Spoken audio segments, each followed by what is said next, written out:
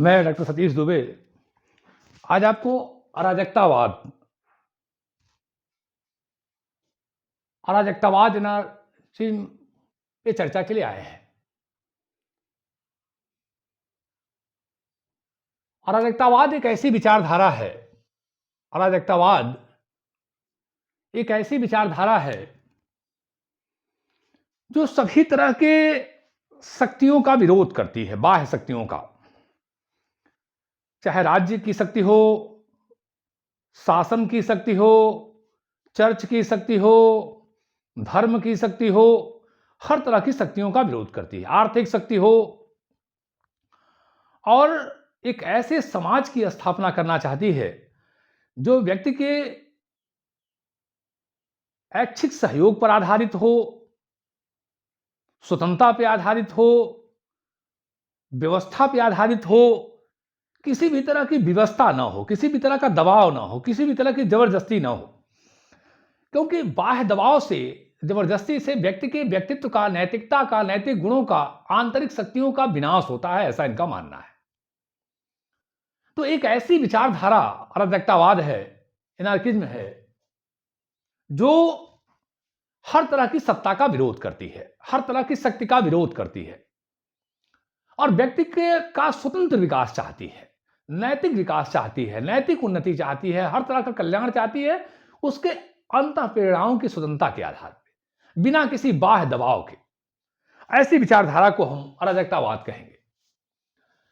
अराजकतावाद यूनानी शब्द एनार्किया से बना है, ANARCHIA, एनार्किया, जिसका अर्थ होता है शासन का अभाव। डिकिंसन का मानना है कि अराजकता का अर्थ व्यवस्था का अभाव नहीं, अपितु शक्ति का अभाव है। इसका अर्थ स्वतंत्रता, मेलजोल तथा प्रेम है। तो डिकिंसन का मानना है कि अराजकता का अर्थ व्यवस्था का अभाव नहीं, अपितु शक्ति का अभाव है। शक्ति नहीं होना चाहिए। इसका अर्थ स्वतंत्रता, मेलजोल और प्रेम है, इसका आधार है। यह मानना है डिकिंसन का। हक्सले का मानना है कि अराजकता समाज की वह अवस्था है जिसमें प्रत्येक व्यक्ति का अपना शासक होगा। हक्सले का मानना है कि अराजकता समाज की वह अवस्था है जिसमें प्रत्येक व्यक्ति का अपना शासक होगा, हर व्यक्ति का अपना शासन होगा। तो इससे स्पष्ट हुआ कि अराजकतावाद एक ऐसी व्यवस्था है, अराजकतावाद एक ऐसी स्थिति है जिसमें व्यक्ति के व्यक्तित्व विकास का पूरा अवसर होगा, स्वतंत्रता होगी, समानता होगी, किसी भी तरह का बाह्य प्रतिबंध, दबाव, बाध्यता नहीं होगी। ऐसा समाज ऐच्छिक सहयोग और समानता पे, स्वतंत्रता पे आधारित होगा। ऐच्छिक सहयोग, अपनी इच्छा से समाज में सहयोग दिया जाएगा। समानता होगी, स्वतंत्रता होगी, व्यवस्था होगी लेकिन बाध्यता नहीं होगी, व्यवस्था होगी लेकिन विवशता नहीं होगी, व्यवस्था होगी लेकिन दबाव नहीं होगा, बल्कि अंतःकरण से व्यवस्था होगी, अंतःकरण से नैतिक आधार पर व्यवस्था होगी। वास्तव में अराजकतावादी मनुष्य की नैतिकता का विकास करना चाहते हैं, नैतिक चेतना का विकास करना चाहते हैं। उनका मानना है कि जितनी बाह्य सत्ताएं हैं उन सभी का समूल नाश होना चाहिए, उन सभी का समूल विनाश होना चाहिए और समाज की व्यवस्था ऐच्छिक सहयोग, स्वतंत्रता और समानता पर आधारित होना चाहिए। तो यह तो स्पष्ट हो गया कि अराजकतावाद एक ऐसी विचारधारा है जो हर तरह के थोपी गई सत्ता का विरोध करती है। हर तरह की वह सत्ता जो मनुष्य को भ्रष्ट करती है, दबाव डालती है, उसके ऊपर आक्षेप लाती है, उसके ऊपर अपना आघात प्रतिघात करती है, उसका विनाश हो, चाहे राज्य हो, चाहे पूंजी हो, चाहे धर्म हो, जो भी हो, इन सब का समाप्ति करके एक ऐसे समाज का स्थापना जो सहयोग पर आधारित हो, स्वतंत्रता पर आधारित हो, ऐच्छिक प्रवृत्तियों पर आधारित हो, ऐच्छिक सहयोग पर आधारित हो, व्यवस्था हो लेकिन विवशता नहीं हो, बाध्यता नहीं हो, दबाव नहीं हो। एक ऐसे समाज की स्थापना, एक ऐसी व्यवस्था की स्थापना अराजकतावादियों का उद्देश्य है। तो अब सवाल उठता है कि अराजकतावाद के स्रोत क्या हैं, कहां कहां से इन्हें प्रेरणा मिली। तो पहला है स्टाइक दर्शन। स्टाइक दर्शन वास्तव में मनुष्य को अपना केंद्र बिंदु मानता है, मनुष्य के स्वतंत्रता को केंद्र बिंदु मानता है। इसी के साथ साथ जो ईसाई धर्म का मूल तत्व है, मानव प्रेम, मानव सहयोग, वो भी इसका आधार है। वो भी इसका आधार है। ईसा मसीह के जो मूल सिद्धांत हैं, मानव प्रेम, मानव सहयोग, शांति, दया, ये इनका आधार है। ये चाहते हैं कि मनुष्य को स्वतंत्रता दिया जाए, उसके नैतिक गुणों का विकास किया जाए, उसे केंद्र बिंदु माना जाए और हर तरह के बाह्य दबाव की चीजें हटाई जाए। दूसरा इनका जो स्रोत है वो है मानववाद तथा वैज्ञानिक प्रगति। मानववाद का मतलब ये हर तरह की जातीय उत्कृष्टता, हर तरह की राष्ट्रीयता की भावना, हर तरह के जाति अहंकार को समाप्त करना चाहते हैं, जातीय श्रेष्ठता को समाप्त करना चाहते हैं, राष्ट्रवाद को समाप्त करना चाहते हैं, मनुष्य को केंद्र में स्थापित करना चाहते हैं। विकासवाद, ये हर तरह का विकास चाहते हैं। विकासवाद चाहते हैं। बहुत सारे अराजकतावादी जैसे बाकुटिन, क्रोपोटकिन बड़े पैमाने पर विज्ञान की प्रगति और विज्ञान के तकनीकों को अपनाना चाहते हैं। कुछ ऐसे अराजकतावादी हैं जैसे गांधी जी, टॉलस्टॉय, जो विकास तो चाहते हैं लेकिन डार्विन वाला विकास नहीं चाहते हैं, भौतिकवादी विकास नहीं चाहते हैं, तो वास्तव में विकास चाहते हैं। इसके साथ साथ वैज्ञानिक प्रगति, ये वैज्ञानिक प्रगति के समर्थक हैं। इनका मानना है कि विज्ञान के माध्यम से मनुष्य के बीच वस्तुओं की प्रचुर मात्रा, एक बड़ी संख्या में वस्तुएं पैदा की जा सकती हैं, जिससे हर तरह के शोषण और अभाव का अंत किया जा सकता है। ये इससे प्रभावित है। समाजवादी दर्शन में जो वर्ग संघर्ष है, समाजवादी दर्शन में जो हर तरह के संघर्षों की समाप्ति की बात है, उससे ये प्रभावित है। समाजवादी दर्शन में जो सहयोग की भावना है, मनुष्य को सम्मान देने की भावना है, उससे ये प्रभावित है कि मनुष्य का सहयोग हो, सम्मान हो, हर तरह की स्वतंत्रता मिले, समानता मिले, इससे प्रभावित है। लेकिन ये जो संघर्ष वगैरह की स्थिति है, ये इससे दूर रहना चाहते हैं। इस सहयोग का पक्ष है समाजवाद का, ये उससे प्रभावित हैं। और जो यंत्रीकरण की बात है, जो सावयव एकता की बात है, समाजवाद की बहुत विशेषता है एकता, सावयव एकता की सिद्धांत, वो इससे दूर रहना चाहते हैं, उसको ये नहीं स्वीकार करते हैं। समष्टिवाद की जो बात है कि राज्य सब कुछ है, इससे वो दूर रहना चाहते हैं। लेकिन जो उसका मूल तत्व है, मानव समानता, सहयोग, ये उससे प्रभावित है।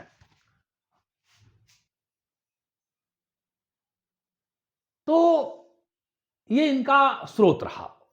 अंत में फिर मैं कहूंगा कि समाजवादी दर्शन के उस विचार से प्रभावित हैं जिसमें मानव सहयोग और स्वतंत्रता पे बल है। ये उनका विरोध करते हैं कि राज्य का व्यक्ति एक अंग है, ये सब चीजों का विरोध करते हैं।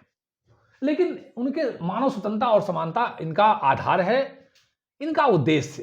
ये हर तरह की ऐसी सत्ता जो मनुष्य के व्यक्तित्व विकास में बाधक है, स्वतंत्रता का बाधक है, नैतिकता का बाधक है, उसे समाप्त करना चाहते हैं। अंतःप्रेरणा के जितने बाधक तत्व हैं, स्वतंत्रता के जितने बाधक तत्व हैं, जैसे ये राज्य को समाप्त कर देना चाहते हैं। इनका मानना है कि राज्य बलपूर्वक हिंसा पर आधारित संस्था है, इसे समाप्त होना चाहिए। चर्च, इनका मानना है कि चर्च, धार्मिक संस्थाएं मनुष्य के ऊपर तरह तरह के अपने हथकंडे से अपना प्रभाव स्थापित करती हैं, इनका समाप्त होना चाहिए। पूंजीवादी व्यवस्था, ये चाहते हैं कि पूंजीवादी व्यवस्था मनुष्य के हर तरह से हथकंडों के द्वारा उसे गुलाम करती है, इसका अंत होना चाहिए। तो ये चर्च का, पूंजीवादी व्यवस्था का और राज्य का अंत कर देना चाहते हैं। अब इनके प्रमुख लक्षण या सिद्धांत, पहला, राज्य का विरोध। अराजकतावादी राज्य का विरोध करते हैं, ये राज्य को समाप्त कर देना चाहते हैं। इनका मानना है कि राज्य नहीं होना चाहिए क्योंकि राज्य व्यक्ति के व्यक्तित्व विकास के लिए घातक संस्था है। तो पहले हम चर्चा करें कि ऐतिहासिक दृष्टि से राज्य का विरोध। अराजकतावादी मानते हैं कि इतिहास में हम देखें तो राज्य ने बहुत कोई अच्छा काम किया ही नहीं। यही वही राज्य है जिसने सुकरात को जहर का प्याला दिया, ये वही राज्य है जिसने यीशु को सूली पे चढ़ाया। इतिहास में हम देखें तो राज्य ने हमेशा ही गलत काम किया है। ऐतिहासिक दृष्टि से राज्य ने कोई अच्छा काम किया ही नहीं, इस नाते इसका विरोध होना चाहिए। स्वतंत्रता के आधार पर अगर हम देखें तो राज्य ने नागरिकों पे के स्वतंत्रता पे तरह तरह का आघात किया है, उसके तरह तरह के उसके ऊपर अब आरोपित किया है, और राज्य स्वतंत्रता के लिए घातक है, स्वतंत्रता के लिए घातक है। राज्य ने मनुष्य के हर तरह के व्यक्तित्व का दमन किया है, छीना है। और थोरो कहते हैं वो शासन सबसे अच्छा है जो शासन बिल्कुल न करे, वो सरकार सबसे अच्छी है जो बिल्कुल शासन न करे वो अच्छी है। तो थोरो का मानना है कि वो सरकार अच्छी है जो बिल्कुल शासन न करे, इस नाते वो स्वतंत्रता का आघात करता है, राज्य मनुष्य की स्वतंत्रता को प्रतिबंधित करता है, इस नाते राज्य ठीक नहीं है। राज्य अनावश्यक है, राज्य का कोई आवश्यकता ही नहीं है। राज्य करता क्या है? सुरक्षा। तो सुरक्षा भी अगर हम इतिहास को देखें तो जब भी युद्ध हुए हैं, बाहरी आक्रमण हुए हैं, तो सुरक्षा का काम भी जनता ने देशभक्ति की भावना पर इकट्ठा होकर स्वैच्छिक संगठन बना करके यह काम किया। राज्य की कोई आवश्यकता नहीं है सुरक्षा की, ऐसा इनका मानना है। हम इतिहास के क्रम को देखें तो बहुत सारे ऐसे युद्ध हुए हैं जिसमें जनता ने स्वयं स्वैच्छिक संगठन बनाए और अपने समाज के, अपने लोगों के हितों की रक्षा किया, आक्रमण से अपनी रक्षा किया। अगर हम देखें कि राज्य शिक्षा दीक्षा का प्रचार प्रसार करता है तो वो भी ठीक नहीं है, क्योंकि शिक्षा दीक्षा का प्रचार प्रसार जितना अच्छा स्वैच्छिक संगठन कर लेंगे, संस्थाएं कर लेंगी, उतना राज्य नहीं कर पाएगा। हम देखें कि राज्य रक्षा सुरक्षा करता है, जब शोषण का अंत हो जाएगा, आर्थिक विषमता दूर हो जाएगी, तो ये संघर्ष होगा क्यों? अराजकतावादी मानते हैं जब शोषण नहीं होगा तो संघर्ष भी नहीं होगा, गरीबी अमीरी की खाई को समाप्त कर दिया जाएगा, तो ये संघर्ष होगा क्यों? और अराजकतावादी मानते हैं कि मनुष्य मूल रूप से बहुत ही नैतिक और सभ्य प्राणी है, वास्तव में सहयोग चाहता है, वास्तव में वो मिलजुल के रहना चाहता है। ये तो गरीबी अमीरी की खाई, अधिक पूंजी बनाने की इच्छा, शोषण की इच्छा लोगों में संघर्ष पैदा करती है। और जो व्यवस्था का प्रश्न है, लॉ एंड ऑर्डर का प्रश्न है, कानून व्यवस्था का प्रश्न है, वो वास्तव में समाज की विकृति से आता है। अगर समाज अच्छा हो जाएगा तो उसकी जरूरत ही नहीं पड़ेगी। समाज में दुर्गुण हैं, इस नाते है, और उन्हीं दुर्गुणों को समाप्त कर देंगे तो व्यवस्था वास्तव में सामाजिक वातावरण पर निर्भर करता है। अपराध सामाजिक वातावरण पर निर्भर करते हैं। जब सामाजिक वातावरण शुद्ध होगा, पवित्र होगा, अच्छा होगा, सहयोगी होगा, निष्कलंक होगा, तो व्यवस्था अपने आप चलेगी। क्या जरूरत है राज्य की? राज्य अनावश्यक है तो न तो वो सुरक्षा के हिसाब से ठीक है, न रक्षा के हिसाब से ठीक है, न सुविधाओं के हिसाब से ठीक है, बल्कि वो एक शोषण है, शोषण करता है। इस नाते राज्य को हटाया जाना चाहिए। कार्य के आधार पर अगर हम देखें तो राज्य ने जो भी कार्य किए हैं वो पूंजीपतियों के हित में किए हैं, गरीबों के विरोध में किए हैं, तरह तरह का दमन किए हैं। राज्य ने हमेशा पूंजीपतियों का साथ दिया है, गरीबों के विरोध में काम किया है, कोई अच्छा काम किया ही नहीं।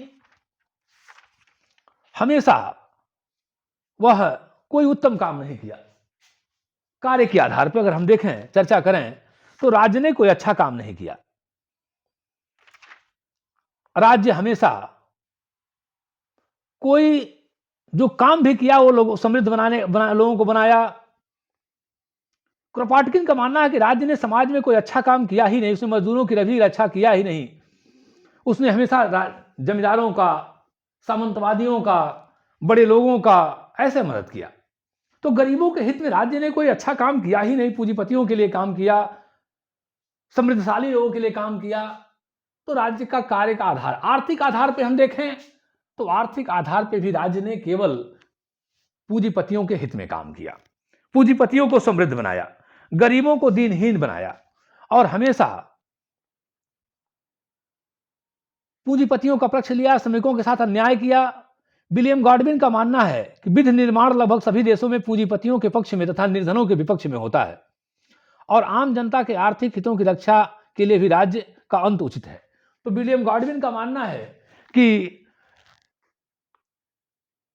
अगर हम विधि निर्माण लगभग सभी देशों में पूंजीपतियों के पक्ष में तथा निर्धनों के विपक्ष में होता है, अतः आम जनता के आर्थिक हितों की रक्षा के लिए भी राज्य का अंत उचित है, ऐसा विलियम गॉडविन का मानना है। तो राज्य ने आर्थिक आधार पे भी मजदूरों के विरुद्ध काम किया, जमींदारों के, पूंजीपतियों के, बड़े लोगों के, सामंतों के हित के लिए काम किया। हमेशा गरीबों के विरुद्ध कानून बनाया, नियम बनाया, उन्हें तरह तरह का उनका शोषण करने में मदद किया। सेना, पुलिस इत्यादि के माध्यम से राज्य ने हमेशा शोषण का काम किया है। इस नाते राज्य का विरोध करते हैं ये। दूसरा इनका विरोध है पूंजीवाद का विरोध। अराजकतावादी पूंजीवाद का विरोध करते हैं। उनका मानना है कि मजदूरों से कम पैसे पे काम कराया जाता है। उनके जो श्रम का दाम उन्हें उचित मिलना चाहिए उसमें कटौती कर लिया जाता है और पूंजीपति यही कटौती करके बड़ी संख्या में अपनी तिजोरियां भर लेते हैं, बड़ी संख्या में अपनी तिजोरियां भर लेते हैं। और वो पूंजीपति वास्तव में जोग की तरह गरीबों की संपत्ति को इकट्ठा कर लेते हैं और संपत्तिवान धनवान बन जाते हैं। प्रूधो का मानना है कि संपत्ति चोरी है।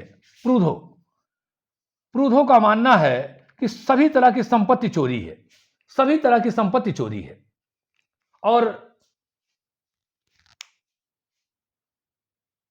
वास्तव में टॉलस्टॉय ने एक जगह लिखा है कि किसी व्यक्ति के नैतिक आधार को देखना हो, टॉलस्टॉय भी अराजकतावादी है, ध्यान रखिएगा, तो उस व्यक्ति की संपत्ति को देख लीजिए, क्योंकि श्रम से व्यक्ति कभी भी अमीर नहीं हो सकता है। हां, अपने आवश्यक संसाधन जुटा सकता है, लेकिन बहुत ज्यादा धनवान नहीं हो सकता है। निश्चित रूप से उसकी संपत्ति ही बता देगी कि उसने अपने जीवन में नैतिक कार्य किया है या अनैतिक कार्य किया है। तो प्रूधो का मानना है कि सब तरह की संपत्ति चोरी है और इस आधार पर इन्होंने पूंजीवाद का विरोध किया। लोकतंत्र का विरोध। अराजकतावाद का मानना है कि लोकतंत्र एक ऐसी व्यवस्था है जिसमें कुछ राजनीतिक रूप से मजे हुए लोग, दक्ष लोग, पेशेवर लोग जनता के साथ जाके गलत वर्गलाते हैं, लुभावना देते हैं, वास्तव में पूंजीपतियों के एजेंट होते हैं, प्रलोभन देते हैं, चुनाव में वोट ले लेते हैं, पहले तो भिक्षु बनते हैं, बाद में स्वामी बन जाते हैं, जनता की अवज्ञा करते हैं, फिर 2-4 साल 5 साल जो टाइम है 5-6 साल अपना घूमते टहलते हैं, फिर चुनाव के समय आ जाते हैं, अलग अलग रूप धर के आ जाते हैं। उन्हीं पूंजीपतियों में से किसी एक का चुनाव तो करना ही करना है। चलिए चुनाव हो गया तो जो प्रादेशिक प्रतिनिधित्व की व्यवस्था है, एक व्यक्ति एक प्रदेश से चुना जाएगा, एक क्षेत्र से चुना जाएगा, उस क्षेत्र में बहुत सारे अलग अलग व्यवसाय के लोग हैं, एक दूसरे के हितों को कैसे वो जानेंगे, ये भी एक बहुत बड़ी समस्या है लोकतंत्र का। अगली समस्या है कि एक व्यक्ति के हितों का दूसरा व्यक्ति प्रतिनिधित्व कैसे कर सकता है। ये अराजकतावादियों का मानना है कि लोकतंत्र के नाम पे तरह तरह के झूठ वर्गला करके, मत लेकर के, उनके गाढ़ी कमाई को लेकर के मौज मस्ती करते हैं। तो लोकतंत्र वास्तव में एक मूर्ख बनाने वाली व्यवस्था है। वास्तव में आम जनता को उसी गाढ़ी कमाई पे मूर्ख बनाया जाता है, तरह तरह के उसे प्रलोभन दिया जाता है। एक बार मत देने के बाद जनता असहाय हो जाती है, फिर एक निश्चित समय के बाद उन्हीं पूंजीपतियों का वर्ग फिर आता है, फिर जनता को झूठे झूठे वादा दिखाता है, जालसाजी दिखाता है, फिर मत लेता है। यह व्यवस्था निरंतर चलती रहती है। वास्तव में जो धनी है, जो संपत्ति का बहुत ज्यादा इकट्ठा कर लेते हैं, वो स्वयं या उनके प्रतिनिधि ही लोकतंत्र के चुनावों में आते हैं, व्यवस्थाओं में आते हैं और आम जनता का तरह तरह से अत्याचार करते हैं, उनका नुकसान करते हैं। वास्तव में ये आम जनता के ऊपर खाली छलावा है, दिखावा है। तो लोकतंत्र का वो विरोध करते हैं। धर्म का विरोध। अराजकतावादी धर्म का विरोध करते हैं। इनका मानना है कि धर्म भी मनुष्य के ऊपर तरह तरह के अत्याचार करता है। जैसे राज्य अत्याचार करता है, उसी तरह से धर्म भी मनुष्य के ऊपर तरह तरह का अत्याचार करता है। प्रूधो का मानना है कि ईश्वर में विश्वास करना मूर्खता है, कायरता है, ईश्वर ढोंग और झूठ है। प्रूधो का मानना है कि ईश्वर में विश्वास करना कायरता है, ढोंग है, मूर्खता है, ईश्वर ढोंग और झूठ है। यह प्रूधो का मानना है। बाकुनिन का मानना है कि चर्च भी राज्य की तरह निरंकुश है, ईश्वर भी वैसा ही अधिनायक है जैसा रूस का जार। बाकुनिन का मानना है कि राज्य की तरह चर्च भी अधिनायक है और ईश्वर वैसे ही अधिनायक है जैसे रूस का जार। दोनों से मुक्ति पाना आवश्यक है, इसलिए धर्म भी मनुष्य के लिए हानिकारक है, क्योंकि वह अंधविश्वास और कपोल कल्पनाओं को पुष्ट करता है, बुद्धिवाद पे अंकुश लगाता है।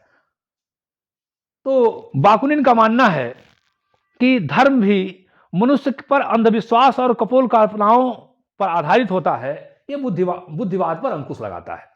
बाकुनिन का मानना है कि धर्म भी बुद्धिवाद पर अंकुश लगाता है, कपोल कल्पनाएं पर आधारित होता है, बुद्धिवाद को रोकता है, इस नाते धर्म भी ठीक नहीं है।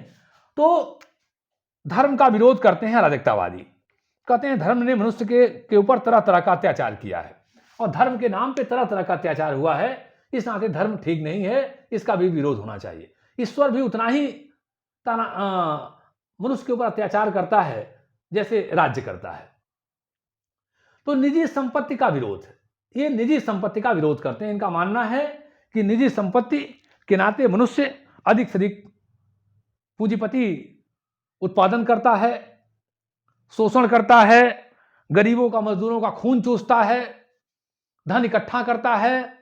ये निजी संपत्ति फिर समाज में भयावह स्थिति पैदा करती है, वो अपना तरह तरह का नियंत्रण स्थापित कर लेता है और सभी तरह की संपत्ति चोरी है। इनका मानना है कि सभी तरह की संपत्ति चोरी है, तो निजी संपत्ति का ये विरोध करते हैं।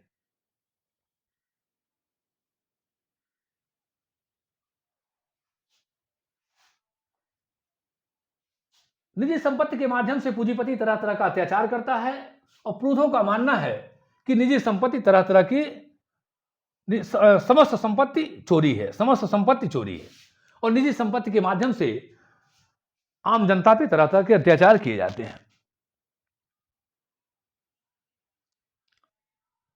केंद्रीकरण का विरोध, अराजकतावादी सभी तरह के केंद्रीकरण का विरोध करते हैं। उनका मानना है कि विकेंद्रीकरण होना चाहिए, विकेंद्रीकरण होना चाहिए, शक्तियों को समाप्त करके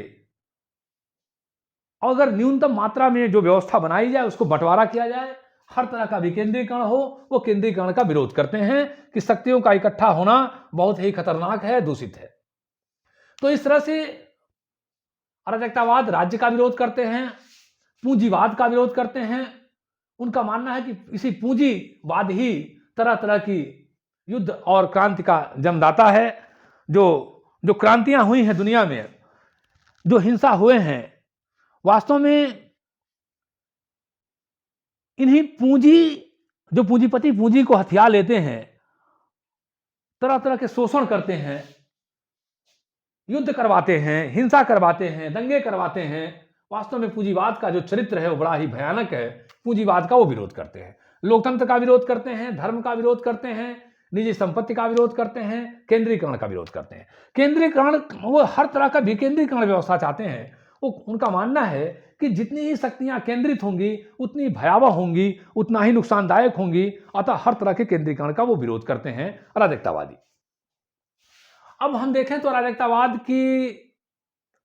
अराजकतावादी समाज का स्वरूप और संगठन कैसे होगा, एक बड़ा प्रश्न है कि अब जब राज्य समाप्त हो जाए, चर्च समाप्त हो जाए, निजी संपत्ति समाप्त हो जाए, तो ये अराजकतावादी व्यवस्था चलेगी कैसे? इस पे बड़ा अच्छा अराजकतावादियों ने इसको स्पष्ट किया है। उनका मानना है कि अराजकतावादी समाज का जो स्वरूप होगा वो सबके स्वैच्छिक सहयोग पे होगा, स्वतंत्रता पे होगा, समानता पे होगा। व्यवस्था होगी लेकिन बाध्यता नहीं होगी, व्यवस्था होगी विवशता नहीं होगी, और समाज अलग अलग रूप में संगठित होकर के अपना काम करेगा। जो सुरक्षा की व्यवस्था होगी,